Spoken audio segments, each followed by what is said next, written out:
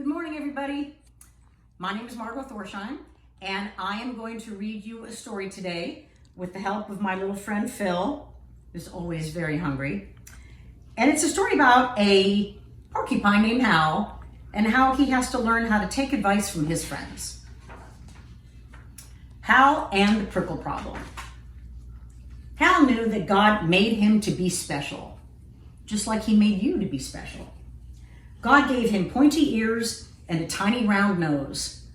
But most of all, Hal liked that God gave him prickles. What do you think of that, Phil? Huh, buddy?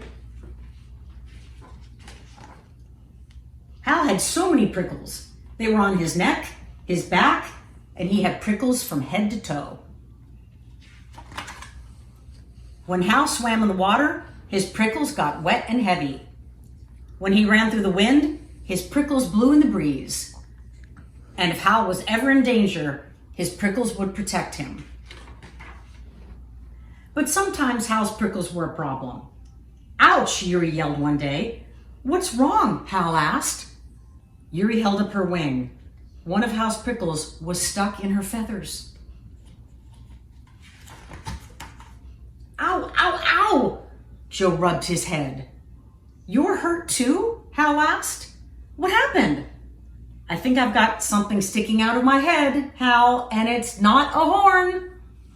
Hal looked, and one of his prickles was stuck between Joe's ears. Ouch, it hurt, right? "Yikes," Rufus cried out as he hopped over on one foot.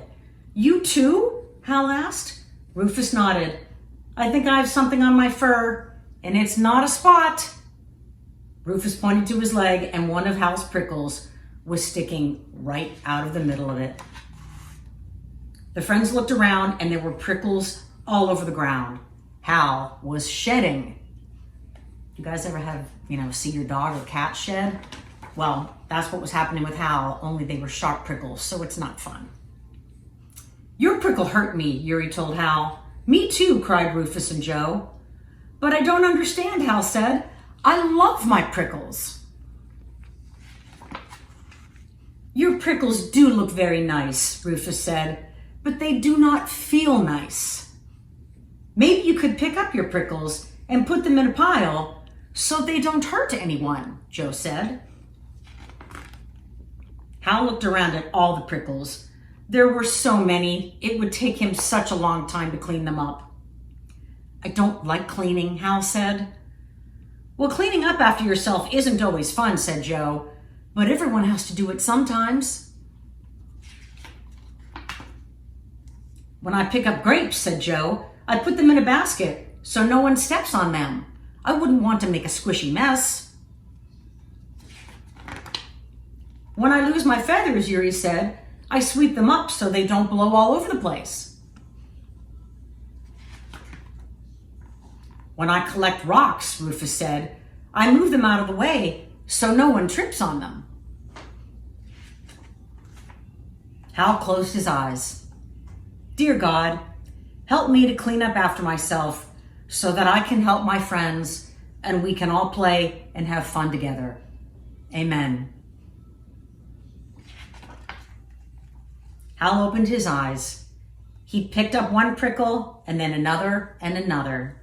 His friends even helped, very, very carefully. So that's the end of the story, and I hope you liked it.